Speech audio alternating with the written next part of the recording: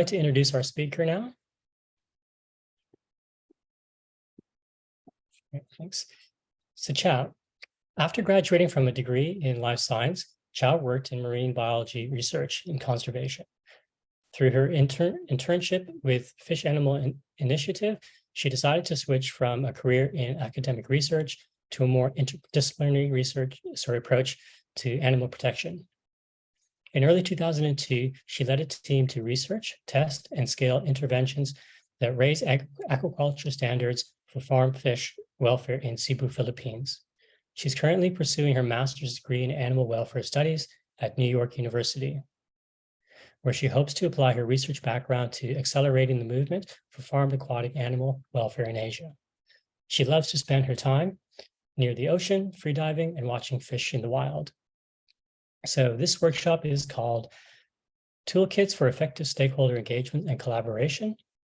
And a brief description of this would be, we all know how important it is to engage with different stakeholders in order to improve the conditions of farm animals. Farmers, government agencies, and corporations are some of the few key stakeholders in the movement. In this session, Chiao, project manager of Fish Welfare Initiatives program in the Philippines, shares her experience collaboration with farmers, university professors, and the government representatives to implement interventions to improve conditions for farm fish. Following this will be a workshop to identify your resources and skills set to map out the best avenues to engage the stakeholders in your local context. Welcome, Chiao, to the conference, and it's great to have you here, and I will hand over to you.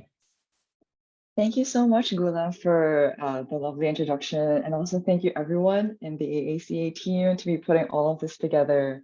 The lineup of workshops this year is absolutely amazing. And I think I'm so honored to be welcomed to be giving a talk here with you guys today. So give me 1 second to sort of set up my screen sharing.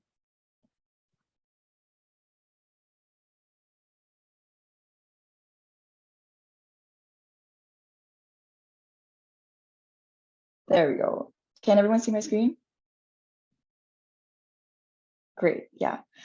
Okay, so hello and welcome. I hope that you have been having a really great conference. I know I'm the last one, so I hope to kind of leave it with a bang and leave a couple of really good impressions with you guys about some ideas of how to engage with different stakeholders to implement changes on the ground for animals in your communities. So as Gulam mentioned earlier, I'm Chiao. I was a project manager for Fish Welfare Initiative. You can actually access these slides if you want to follow along separately, tinyurl.com/AACA stakeholder. Because I'll be having a lot of slides and a lot of text on the slides. So if you feel like you want to follow along on your own or use these slides for the workshop, you can take a look at this. Okay, so just a brief outline of what I'll be talking about.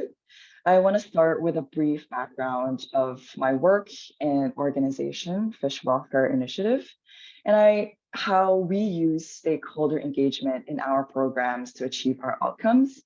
And the second is I'll just dive deeper into stakeholder engagement and talk a little bit about why it's important, evaluate sort of the pros and cons of this tool as compared to other tools, and talk also about how we actually engage with different audiences that have such different goals and interests as us in the movement. And more importantly, like after we start engagement, how do we actually collaborate with other stakeholders to achieve certain outcomes? Or how do we troubleshoot when things are not going right? And in between this talk, I'll incorporate some mini exercises so that you can follow along and think about these topics in your own context or community. Yeah, so my background, I just want to start a little bit with a story of how when I first started working with Fish Welfare Initiative, I had no professional experience working in animal advocacy. So I was a marine biologist and I studied fishes, but I didn't really have experience working on the ground with communities and people to actually change conditions for animals. And so the first project that I ran was with Fish Welfare Initiative. And our objective was to work with a community of farmers to see if we could influence their behavior and improve the bottom line of the fishes that were being farmed. And so we wanted to know what the conditions and the context of the problem were. So we did a bunch of surveys all over Cebu in the Philippines. And the situation that we saw was a lot of fishes were dying every day, actually, because of high mortality rates from poor and unfortunately very avoidable management practices that could really change. And so how do we do that? The problem was high mortality rates due to poor management practices in a particular community. And so there were actually 52 farms in this area, and each of these farmers, as you can see from the square, is with one cage, and each cage can have anywhere from 5 to 10 to 15,000 fishes. And each of these cages can be owned by a different farmer. And so there's a lot of people. And so how can we make these changes on the ground to affect all of these animals? So throughout this presentation, I'd like to share with you some of the tips and considerations for stakeholder engagement that I found worked in my experience, and how we were able to collaborate with government officials, farmers, and university professors in order to make the outcomes that we wanted. And I also want to say that, these methods, working with different people, is something that anyone can learn. And you don't really need any experience in order to do this, because I think that you can be pleasantly surprised by what you can achieve if you just start talking to people and just earnestly share your ideas. And over time, I think that this is something that you can definitely develop as a skill as well, because I think it's all about learning about the context, thinking critically about what resources you have, and trying to apply that in a very creative way. So towards the end, what we were able to achieve, we had, improved the conditions of 10,000 fish. And we also were able to form the Fish Cage Association with the local community, and our field staff were elected officials to represent the association. And we held, in the end, 2 to 3 forums and training events with the government, and more forums and seminars tailored to the farmers. So I just want to start by talking about what is stakeholder engagement. Stakeholder, it basically means the process used by an organization to engage relevant people for a clear purpose or outcome. And although it sounds very simple, I think that in practice it can be quite challenging. And I'm sure that many people will feel very apprehensive about stakeholder engagement, because how can we reach out to a government official? How do we reach out to businesses? It can seem very overwhelming, but I look forward to sharing with you some of the tips and tricks that I used that helped me to collaborate with the governments, the farmers, and the university professors for the program that we had in the Philippines. So one thing that I want to share is that stakeholder engagement is only one tool or option to try in animal advocacy. And there are actually, as you definitely know, there are a host of other tools available to you as an advocate to implement change in your community. So you can do some outreach through social media. You can start a food blog for vegan food. You can campaign to corporations. You can do undercover investigations. So there's so many things that you can do to help animals or increase or improve or grow veganism in your community. But why should you choose stakeholder engagement? So this is a topic that I want to address in the beginning. So the first reason why stakeholder engagement is important is because it increases your own capacity for change. So what I mean by that is that our mission to improve the lives of animals cannot be achieved by us alone. So engaging and collaborating with external partners in the community enable us to do more better. So we can piggyback on the legitimacy, connections, and strengths of other organizations to help us grow this movement in general. So if you have an idea, that you want to implement. You can collaborate with your school, you can collaborate with other people in your community, and that can greatly increase what you're able to achieve other than yourself alone. The second is that it creates interventions or changes that are more sustainable.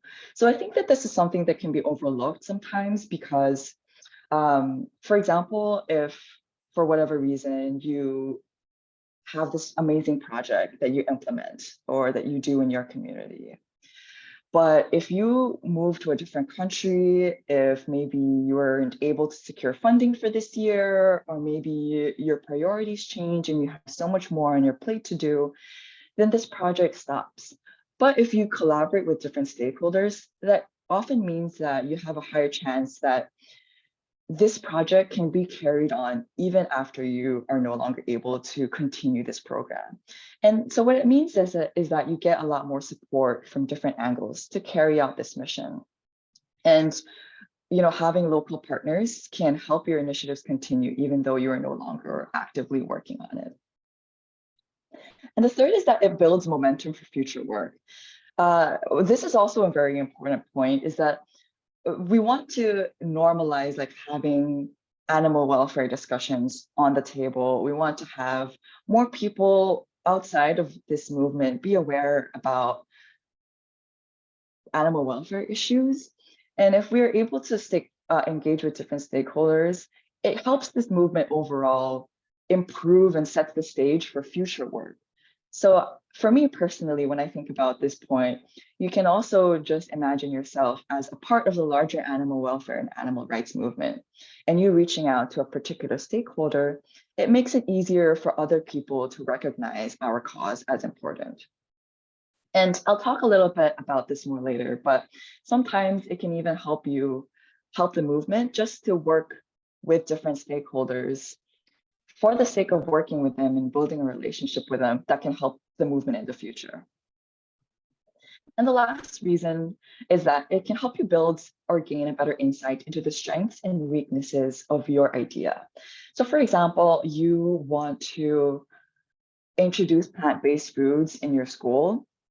If you collaborate with different members of the student body, maybe you reach out to the drama club or you reach out to the sustainability club, that can help you to learn about their ideas and get feedback on what might be going wrong with your idea. How can you make it stronger? What are some areas that you can improve on? So these are some reasons why stakeholder engagement, I think, is important for the overall movement. But why should we not pursue stakeholder engagement? I think that this is also very important because, like I mentioned earlier, you have a lot of options before you, and maybe you have a lot of different skills too that might be suited for pursuing different options. So what are some reasons why I would say that you shouldn't pursue stakeholder engagement? So I created a handy little checklist. And the first is area for collaboration. And what I mean by this is that you need to reach out to people who actually have agency or an interest in an area that intersects with what you want to do. So if you want to work on farmed pigs in your community, you shouldn't go to the Department of Treasury and start talking about advocating for farmed pigs. So it would be very senseless for you to be trying to advocate for something that they do not necessarily have like the agency or have the dominion to make changes for. And the second thing that maybe not be so obvious, but is also very important, is that even if you do have shared goals, for example, both you and another organization are working on animal welfare in the same country, but that does not always mean that you have a shared area of collaboration. Maybe they are working on social media campaigning only, while you are focusing more on very localized community work. So it's very important to consider whether or not both organizations or both parties have an interest or have an area that can actually do something together. And the next is that maybe they might not be so willing. And this is also very important because it's extremely challenging and almost impossible to collaborate with stakeholders that just aren't very willing to collaborate with you. And this can show up in different ways. For example, if they're unwilling to share information with you, that can be a sign that they're not going to be very good partners. If it's very hard for you to find someone to talk to, if, for example, they keep sending you off to some other person, they don't really reply to your emails, that's also a sign that they're not going to be good partners. And the third is that, say, for example, you have both decided that you want to collaborate on a project, but they're always late, they're not very responsive, and they don't respect your time. It may also mean that they might not be the best way for you to spend your own time as well. So I would recommend to be very mindful of how, you're spending your time, as we're all very busy, and be sort of to think critically about who you want to collaborate with. And the last is logistical constraints. So there may be things that might actually prohibit you from collaborating with other people. It might be you don't have enough social capital right now. Maybe you don't have enough time or resources or anything that might be required to maintain a relationship, because they are very time consuming to cultivate and maintain. And the last thing that I want to say is that all of this can really boil down to timing sometimes. And so this checklist may not fill out right now, but it could change later. So you should frequently reevaluate for any new opportunities or changes. So just to sort of summarize this section, when thinking about stakeholder engagement, I would say that it's important to consider your resources. Your knowledge of this area, of the problems in your community, maybe people that you know are also very important, the time that you have and the finances. And then it's also important to consider whether or not you have sufficient amount of relationships within the community to be successful in stakeholder engagement. And I'll talk about that more later as well. And to weigh against other options or strategies available. So maybe your skill set is more tailor fit to doing one strategy. And then you can also consider if a stakeholder engagement would be a good fit for you. And lastly, it's important to frequently reassess when new developments arise. So if at this point in time, currently, some corporation or a government official has no interest in working with you right now, that doesn't mean that they are permanently not going to be interested in working with you. Sometimes new programs can change. People can move into new positions in an organization. Or for example, they might decide that they want to put this on their radar and be more focused on this sometime in the future. So it's important to sort of frequently reassess if stakeholder engagement might be something valuable for you to pursue in the future. So I want to talk a little bit about the local context. So local context, I think, is often something that people don't consider a lot in the movement. So when you have an idea and then you want to pursue it in your own community, I think it's really important to think about what are the different contexts in your community that might make it challenging or easier for you to implement a certain intervention. So I want to talk about an example to illustrate that point through an example with Fish Welfare Initiative. So we're a fairly new organization in the animal advocacy movement, and we started in 2019, and now we are active in 3 countries in Asia. And although we are all located in Asia, we actually have very different approaches in each country. So in China, we have a very top-down approach, meaning that we are very focused on trying to create changes by changing systems in the government. And so how we are doing that is by building relationships with key institutions. So we reach out to government officials, we reach out to university professors, and then we are having a very heavy presence in conferences and very official events. And through these platforms, we talk about advocating for fish welfare. So we are focusing very heavily on changing systems in China. While in India, we are having a very bottom-up approach. And what that means is that we are collaborating heavily with farmers on the ground. We're providing them support, providing them incentives to change the way that they farm fishes in their community, in their area. And so what this means is that basically, like, there are different ways that we are working in these different countries. And finally, in the Philippines, we also have a sort of blended bottom-up and top-down approach because we're just sort of trying out what might work in this community. So we have a blended approach that we're trying out, and we evaluate what options, what might work.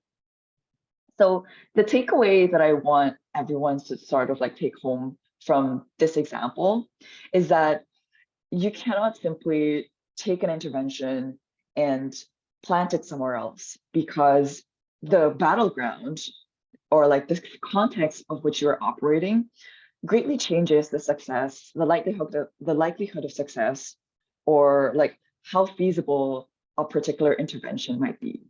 So this is a particular quote that I really love from this book, from Art of War. So it was sort of rewritten by an author called Chiang. And this quote that's really stuck with me, and I actually thought about it a lot when I was running this project, goes, "It is not only your opponent that determines the success of a battle, but also the battleground." And so that's why I think it's really important to think about the context that you are working in. And I highly recommend everyone throughout this workshop to think about where you live and the community that you are in, like how systems work, what are the different different rules and unwritten rules that regulate them, and consider all of these in a very cohesive way to think about what intervention you want to run and which stakeholders you want to collaborate with. So I think that it can be quite confusing to think about, what does local context really mean? I think that it can be very difficult to pin down. So I wrote up some questions that I thought would be very helpful in articulating the local context and thinking about it as we decide like which kind of stakeholders or who we want to collaborate with to implement changes in our community. So a couple of questions is like, where are your main beneficiaries? What physical space are they occupying? And what kind of environment is it? Or what city or town or farm are they located? And what are the unwritten and written rules that regulate them? So I'll illustrate this through my work with Fish Welfare Initiative. So in our project in the Philippines, our main beneficiaries were farmed milkfish, which is a particular species of fish that is very commonly farmed in the Philippines. And all of these fish were located in cages that were sharing the same bay area, meaning that they were all located in the open ocean, and they were all spaced out from each other about 5 meters away, or less actually. And they were all sharing like basically the same body of water. And that meant that diseases spread really, really easily from one farm to the other. And because the problem that we saw was that the farmers had very minimal or very poor management practices, it means that the diseases from one farmer could easily spread to the entire fishes that were being farmed in that bay. And so the consequences of one farmer's actions is very big onto the rest of the community. And the physical space that they were occupying was that it was a very small town with a close-knit community, and everybody was very familiar with the town and municipal leaders. And that lastly, there was policies that is supposed to regulate these fish farmers, but unfortunately, this law was not being followed or enforced because personal relationships were more important in that community. So you would most likely know the regulator or the person the government official in your community, and there was almost no case I heard of where they penalized or enforced any rule onto the fish farmers. And so how did that translate to our work on the ground? The intervention that we had was that we ended up holding forums for farmers and government officials to attend and discuss the disease issue in their community. So we recognized that like we wanted to reach out to a lot of farmers because this issue was a community-wide issue. And so it was important for us to have awareness about this problem for everybody in the community. So we hosted forums where we invited both farmers and government officials to attend with a topic agenda being that they needed to sort of think about and address this issue as that everybody is facing. So yeah, so everybody was sort of having these discussions in the forums. And the second thing that we did was that we held training events in partnership with the local university and the government so that farmers could actually become more aware about how to improve the practices of farming so that they could avoid this disease issue. And the third thing that we did is that we collaborated on site on the actual farm with farmers to provide support to them if they needed support to actually improve their practices on the ground. So to sort of take a step back, like we looked at the local context, what was a problem that they were facing, and then we tried to think about who were the relevant actors in the community that we could reach out to and implement an intervention that would make sense for this particular community. So that's the idea that I have for our first workshop. I want to help everybody sort of to get thinking about an idea that you guys have or a project or an idea that you have to help animals or grow veganism in your community. And then to think about the local context based on that idea that you have. So for the local context, you can think about what's the place, who are the stakeholders that are involved, who are the animals that you want to help? Is it very specific to one type or just very general? The laws and regulations that govern these animals, and what are the systems that are sort of in place in this area? And maybe you also don't really know a lot about the local context, and that's also really important to know. And then you can also write that down and then think of ways that you can obtain or learn more information about it.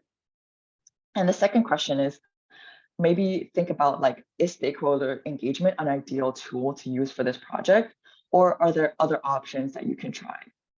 And who are the stakeholders involved? And do they fill in the checkboxes from the earlier slide? So maybe we could have 10 minutes. What do you think, Gulam, to sort of like think about these questions on your own? Yeah, I think that's a good idea. I think it's probably going to need about 10 minutes. So if everyone can just please make sure that you have your country in your name so we can actually separate you out in breakout rooms. We'll be setting up the breakout room shortly. Oh, sorry, Gulam. I was thinking that maybe for workshop 1 and 2, we would just do it separately. And then we'll get into the breakout rooms in the workshop 3 for everyone to share about their insights. Oh yeah, no, that's great. That could work as well. Yeah. So for this one, you can just work on your own. And if you have any questions, please feel free to ask me so that I can clarify them.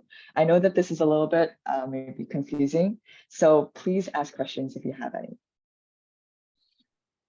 Personally, I think it's really important to do some research in your area to determine what the problem is.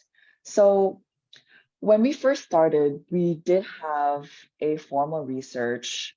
We surveyed the conditions of farms in the Philippines. So that was a very more technical research to identify what were the welfare issues that the fish was undergoing in these farms.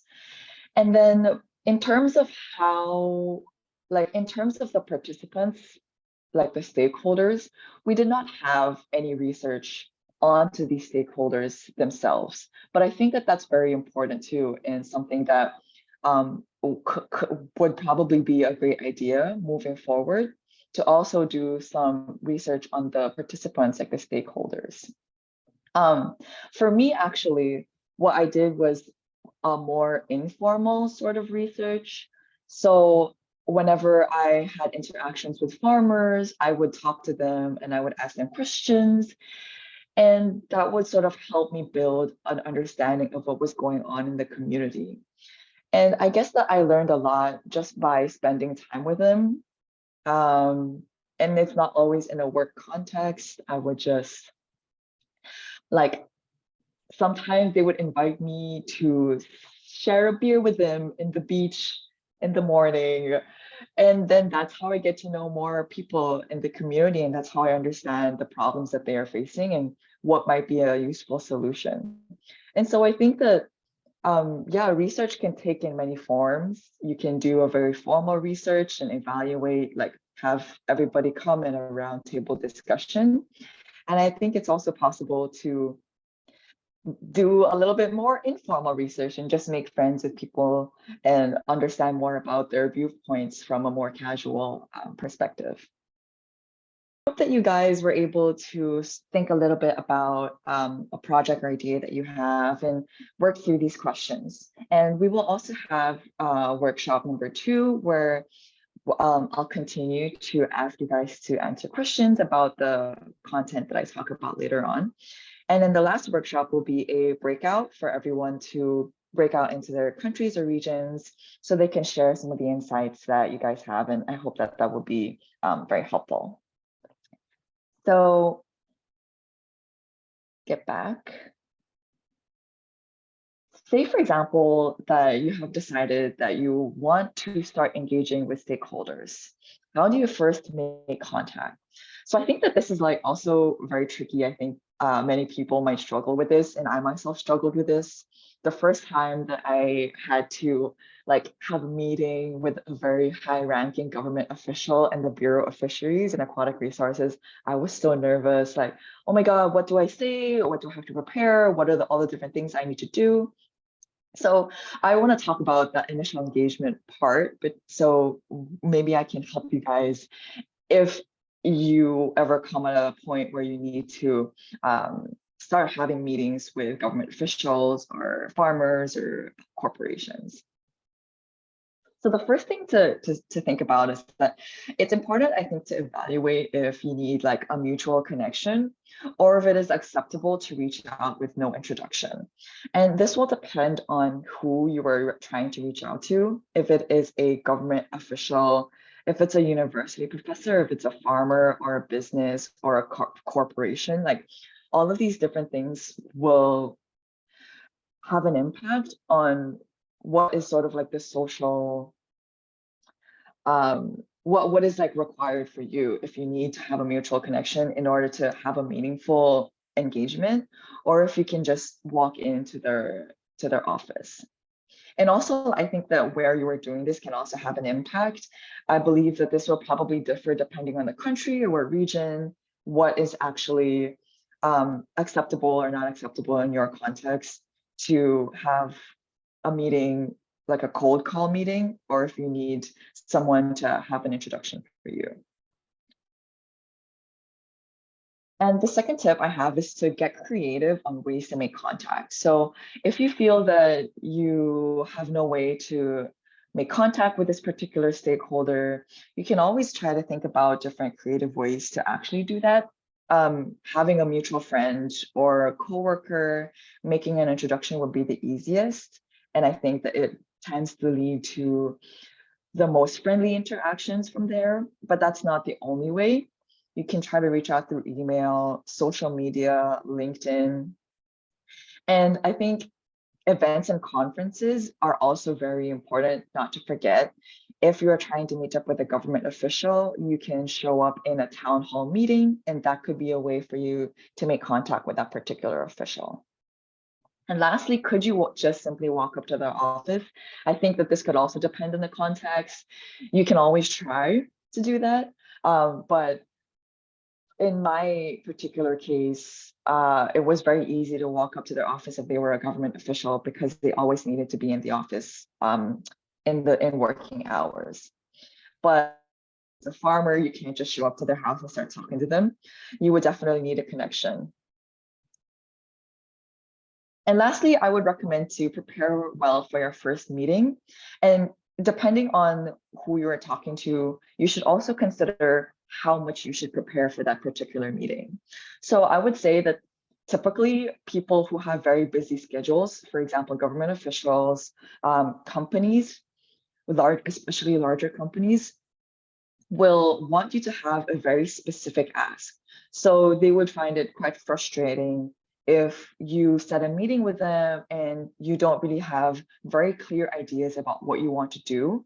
So I would recommend that if you're having meetings with people who are a little bit more busy, who are maybe a little bit more high ranking, I would highly recommend that you think very clearly about what it is exactly that you want to implement in your community. What is the particular intervention that you want to have?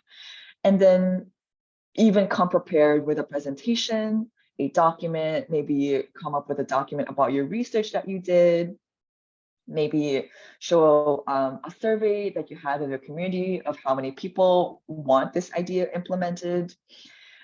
You can be prepared with business cards. And the last thing is that sometimes the customs in a particular area would also be very important to consider. So, for example, in the Philippines and as well in India, it is customary before you meet some high-ranking official to present them with a token, gift of appreciation, or any item that shows hospitality or respect. So this is a photo of our co-founder and current executive director, Haven, presenting a plant to the assistant director of fisheries in Andhra Pradesh in India. So I also have many examples of presenting like a mug, presenting like a token of appreciation to all of the government officials and the farmers and the university professors that we had meetings with. So that's important for you to remember if presenting your stakeholder with a token is also something that you should do in your context. And the last tip is to be resourceful. I think that this is something that's also very important. Like you should know your own resources and know what are the gaps in your own toolkit, and then find areas to sort of supplement that in your own context. And you can find friends, mentors, teachers, or even new team members to help you in your mission. So for Fish Welfare Initiative, we hired 2 staff members, Alex and Ezra, who are in this photo. Alex is wearing white and Ezra is wearing purple. And both of these individuals really greatly increased the number of people within the community that we could really reach out to. So they extended our network and introduced us to government officials, to more farmers, to suppliers in the supply chain of fish farming in the community. And so that's how we were able to have the impact that we had, because we had so many people who extended our network and supplemented the areas where I was lacking. So this is the workshop number 2. And this is where I hope you guys can think about like, who are the stakeholders that you want to engage with? And what are the cultural norms engaging them? Like, can you walk to their office or do you need an introduction? And what are the resources that you have that can help you meet them? And what kind of help do you need? Do you think that you can ask for help from other people? Who are the people that you think that you can obtain support to fill in the gaps that you have? And is there something specific that you want from them, or are you interested in building a relationship? And how should you prepare for this meeting? From Kaho. So if the farmer we want to work with, a farmer who is hostile, how would you approach them? Would you seek for other ways to approach or give up and find other farmers who are more willing? I think it's really tough to work with people who are hostile or who don't really have an interest in working with you. So I have a slide later on where I talk about like how to troubleshoot collaboration. But basically, I think that you have a couple of ways to go about it. Sometimes working with their friends can be very helpful. So if one farmer is like out of the whole bunch, it's just very difficult to collaborate with, then working with their friends can be a good way. Another way is to be like grow bigger for yourself as an institution. For example, like get too big for them to say no to. So maybe you start collaborating with the government and then they don't really have an option to ignore you anymore. But ultimately, I think that personally, I find that it's hard to collaborate with people who don't have an interest in working with you. And sometimes that's just how it is. And that's okay. You can find other people who are more interested in working with you, and hopefully that can change over time too. Yeah.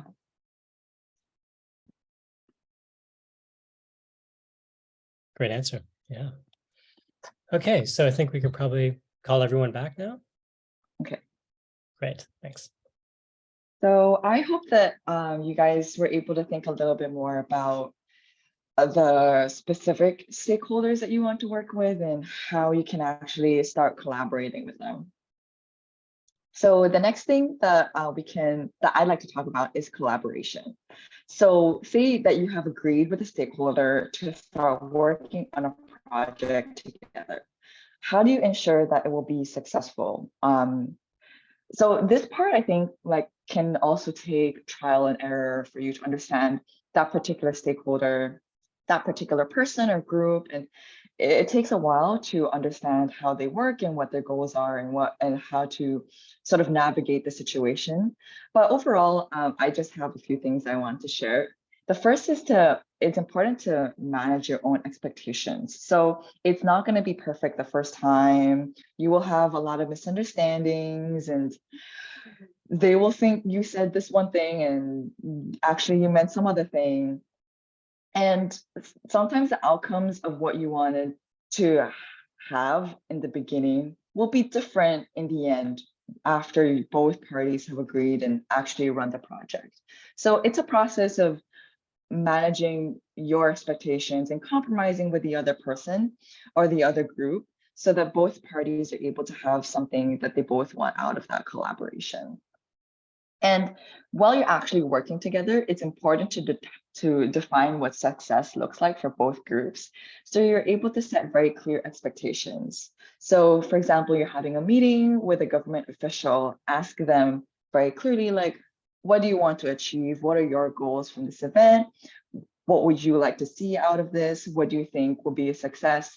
And then from there, you will get to see a lot of the nuances of what they want. So for example, when we were working with a government official, we learned that actually what they were most interested in is just to have, like, they did not say this explicitly, but I think that I garnered as much when they said that really it was just most important for them to report that they worked on a project with an institution.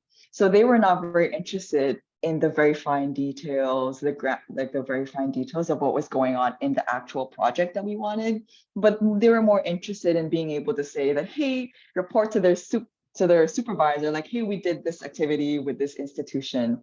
So then you can kind of learn a little bit more about what everybody is interested in, and then you can sort of plan your project according to what their own personal goals are.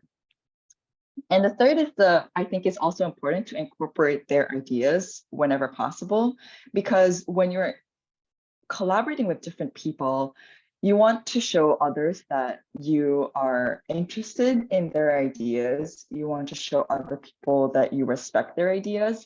And so when it makes sense, if they have suggestions, hey, can we do this? Can we do that? Incorporating their ideas can show them that you value them as a partner in this project. It can show them that you appreciate their time as well and that you value their feedback and their ideas. And lastly, the tip that I have is to be flexible on your own project idea. So like when you start out with stakeholder collaboration, maybe you have a project that you want to implement. And then when you start collaborating with others, you realize that some things are not as feasible, or they don't want to do this part and they don't want to do that part.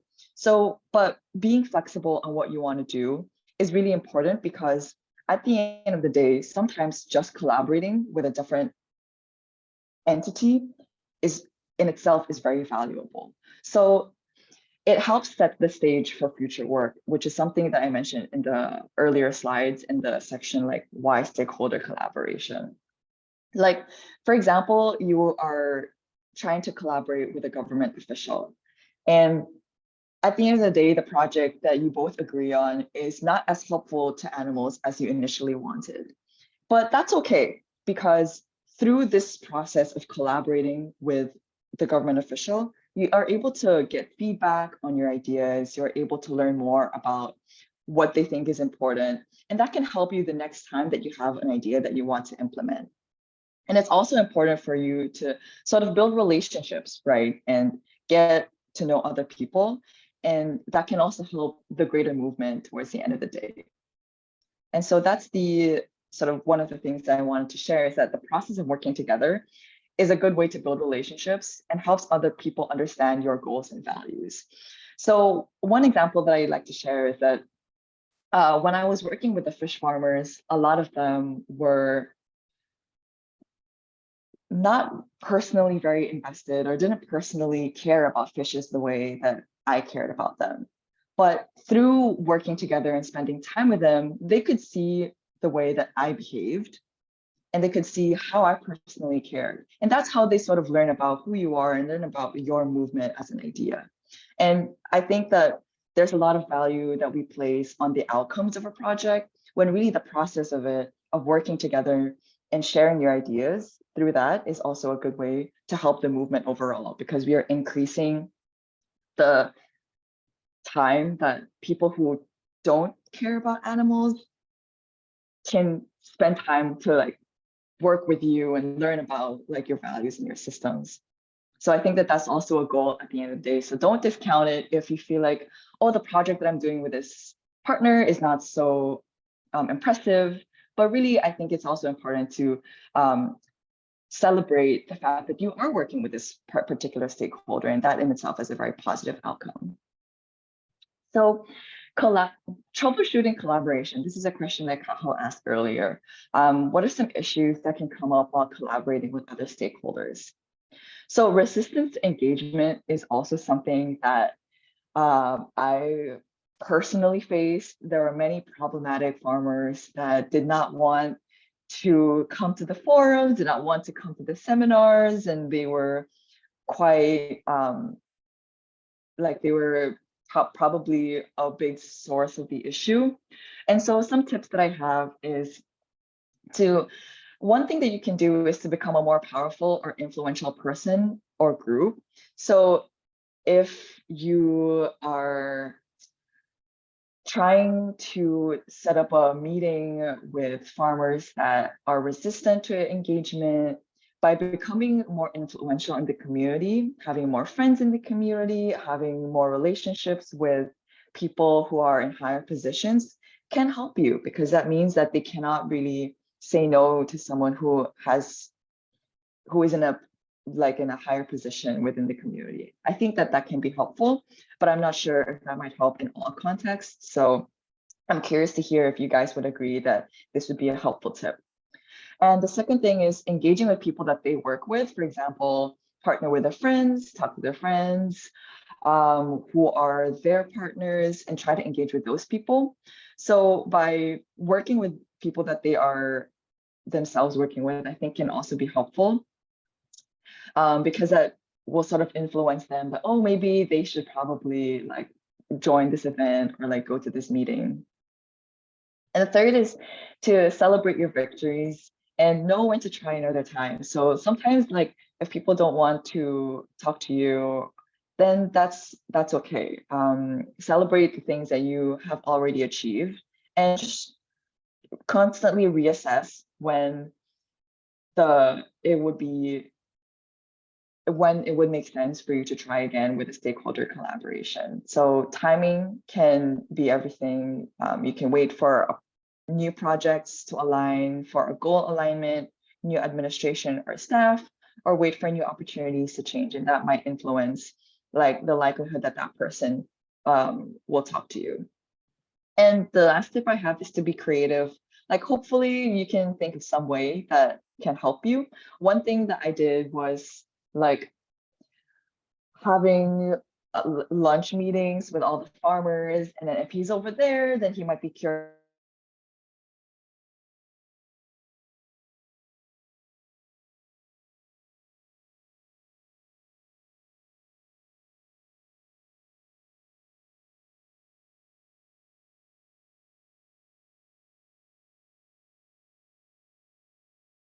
a person being a good partner to work with.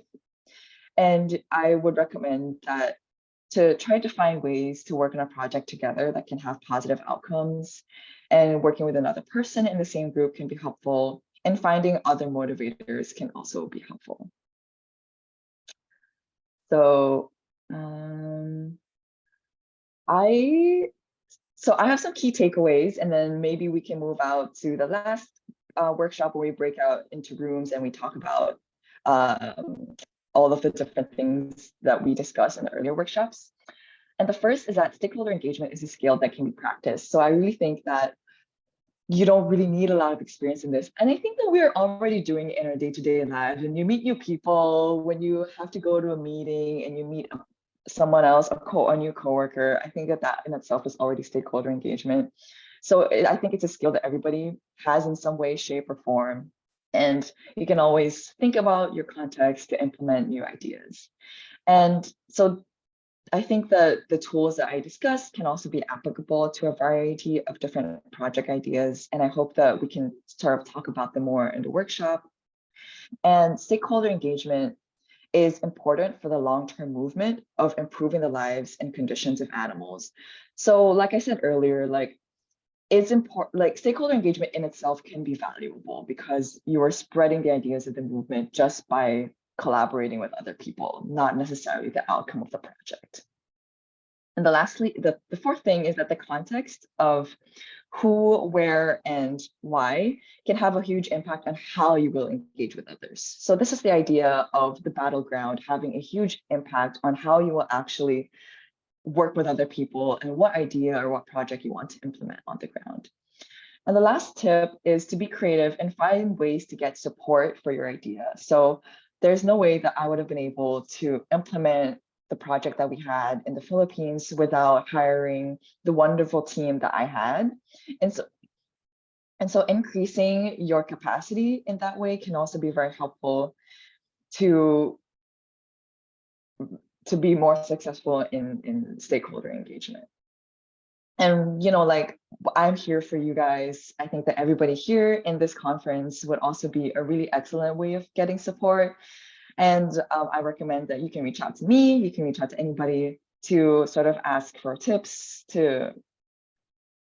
on how to implement stakeholder engagement in your project idea, since we're all here to help each other build a kinder world for animals. Yes, so let's break out into rooms. We could break out into rooms per country or region, and then I hope that we can just sort of share about like the last two workshops that we had.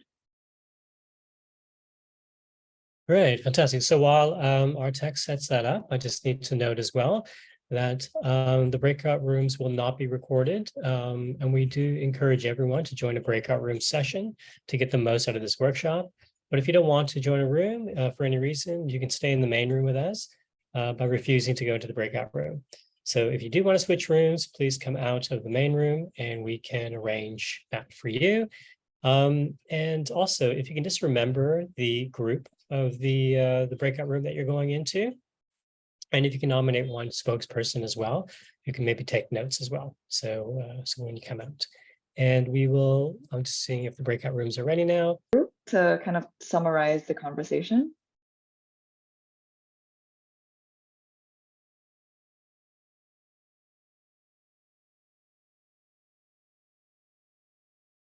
Great. So if you're the representative from one of the rooms, if you can just raise your hand and we will unmute you.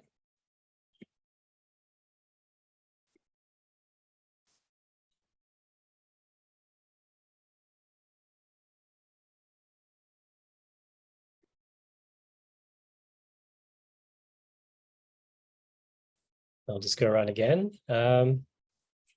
Please feel free to raise your hand and let us know. Bernita from Indonesia raised her hand. There we go. Tornita, let me just, there you go. Hello, everyone. Can you hear me now? Yes. Okay, so there are 5 persons in our group.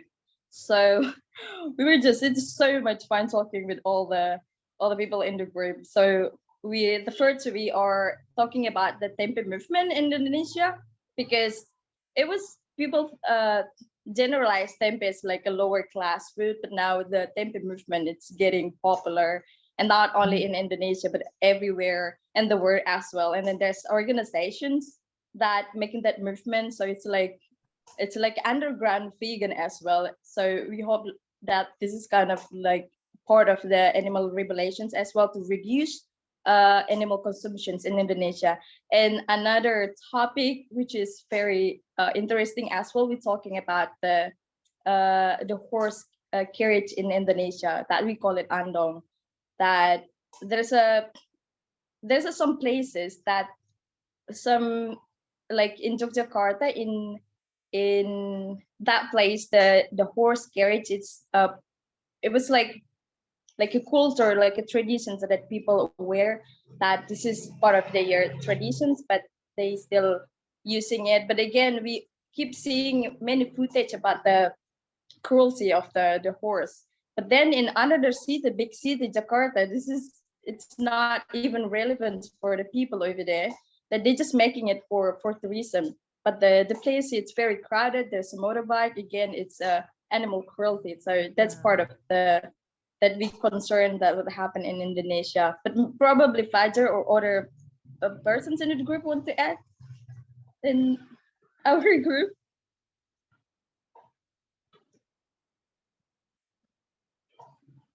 Yeah, I think that's all from me. Thank you for the break room to everyone's in the group. Thank you so much, Tornita. We're going to go over now to Yakin. Hey, hello. Yes, in our group, well, we were from Europe and I'm from South America, so like more the West. And I was talking to them about an idea I always had, because I'm an industrial designer, so I always love to think new industries and innovations and ways to change the ways people works. And so I also in the summer go to a town in the seaside of my country where it used to be a fishing town, so that the economy was based on fishing. But in the recent years, there are less and less fish because of industrial, like big ships from all over the world in the Atlantic Ocean, and many are from Asia. So it's crazy. Sometimes when we go to on a walk for in the beach, we find water bottle from Asian countries. So it's crazy how it's all interconnected. Yeah. So that's also because I'm here and from South America, but I think it's really important to know each other. And so yeah, so these people are having like less jobs for the lack of fish. And I also I thought about the idea of reconverting the fishing industry, and I saw on the internet how seaweed is produced, and there are projects that make seaweed in a similar way with the similar like the boats and all the equipment from the fishing industry, but we can convert it to a seaweed production industry, and that could give jobs to the people that are due to the industrial fishing and all other contexts in the place are losing their jobs. But now we can find new jobs in new industries that are better for the environment, the animals, and also for their economy. So yeah, I love to think on ideas how to reconvert the industries. I love that idea too. And I actually thought about trying to do a similar idea in the Philippines as well, because every so often there will be like very strong typhoons in the Philippines that will sort of wash away fish cages that the farmers will use to contain the fishes. And I was wondering that when every time these typhoons come, that could be a critical period where we could provide them support to transform into a seaweed farm or something like that. So, instead of investing in a new fish cage, maybe they can switch into a seaweed farm. So I thought that that's also a very promising idea. I like that a lot. Yeah.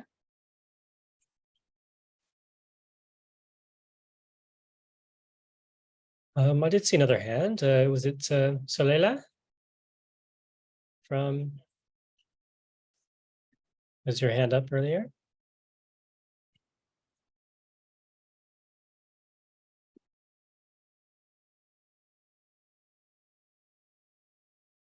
Okay. Are there any questions that from the two previous workshops that or any comments or any notes you had taken that anyone would like to raise now?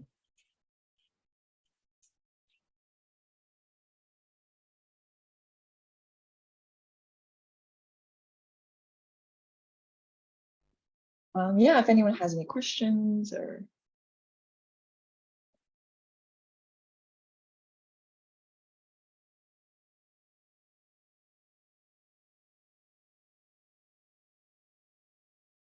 Is it Maria from Serbia has a hand raised? I'm just going to unmute you. Yeah. All right. Do you hear me? Mhm. I would like to ask Chia if she thinks there could be something as animal welfare streaming, mainstreaming, as you do your animal advocacy work. Not during your project or during your research. I'm a PhD researcher and I'm doing how animals are perceived in the face of glaciers, melting glaciers in the Hindu Kush Himalaya. So I will see what country I will go. But I'm interested in if there could be something as there are mainstream gender, as there, sorry, my dog, as they see mainstream gender, mainstream climate change, there could be something as animal welfare streaming, and if that is a good kind of strategy or not. Thank you. Oh, I think that it's a good strategy if we are able to do it. So if I can recap, is your question like, is it a good strategy to get discussions about animal welfare on mainstream media and social media?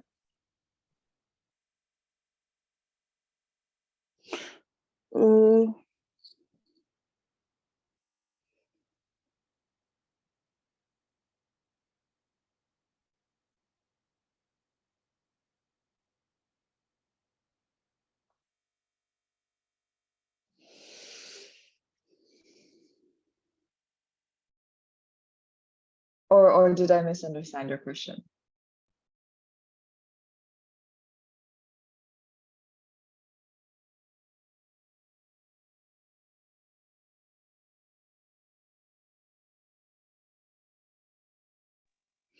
Okay, sorry. The question is about mainstreaming. So mainstreaming is not connected to mainstream media or social media. It's connected to, it's a verb. So it means like, how do you incorporate in every different sectors particular theme which contains particular aim. So in that sense, how would mainstreaming animal welfare in policy would contribute to better effectiveness, and how, on the other hand, it is legitimate?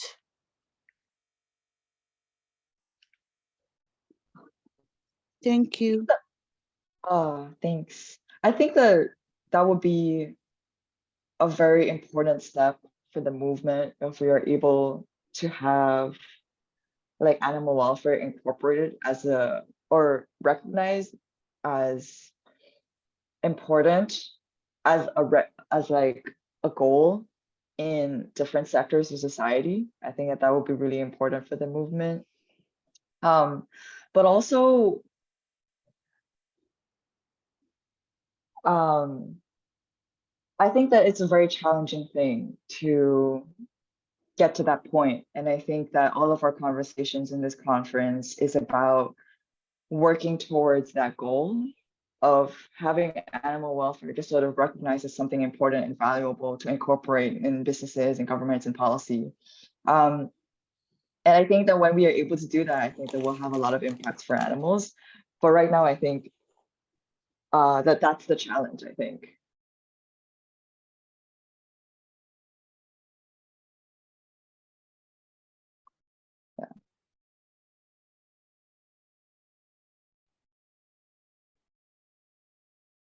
Okay.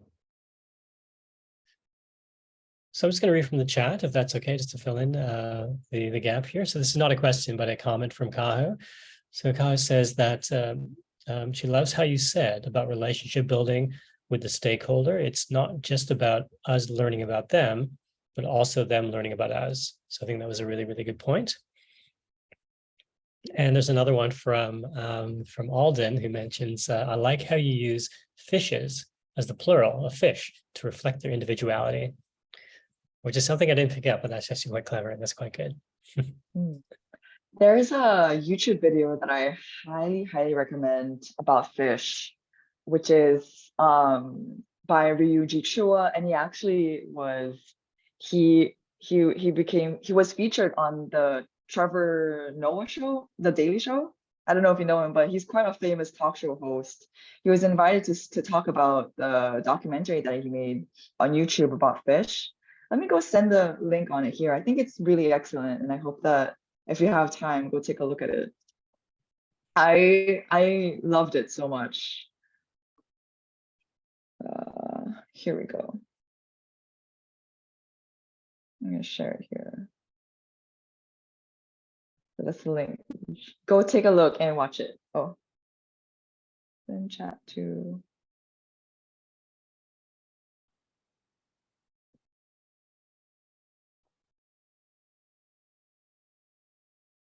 That's great. Thank you for sharing that. Yeah. If you take a look at that.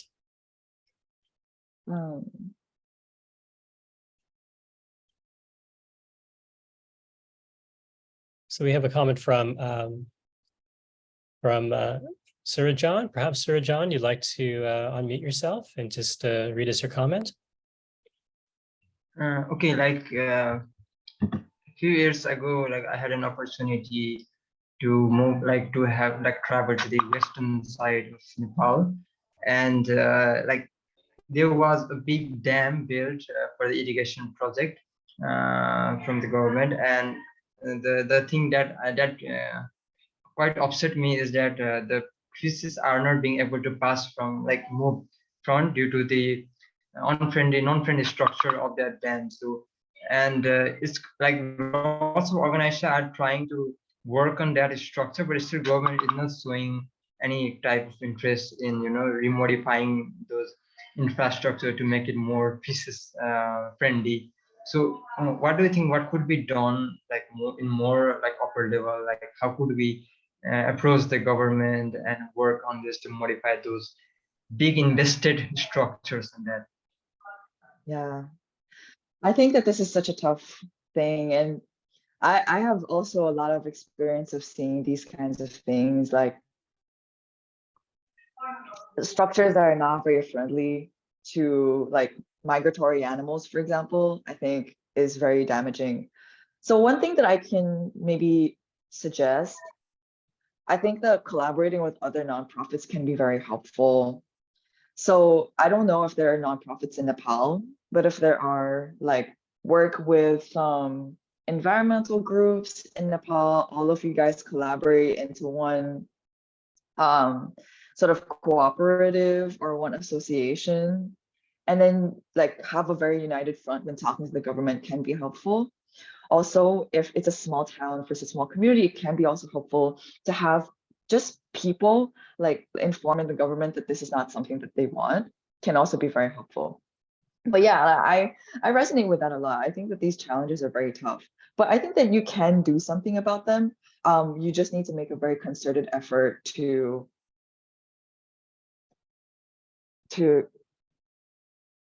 sort of gather a lot of people to talk about this issue. So like, of course, like I think this is where stakeholder engagement is very handy. Like you cannot on your own talk to the government about this issue as an individual. It's much better if you have different organizations to come with you, backing you up, showing your support.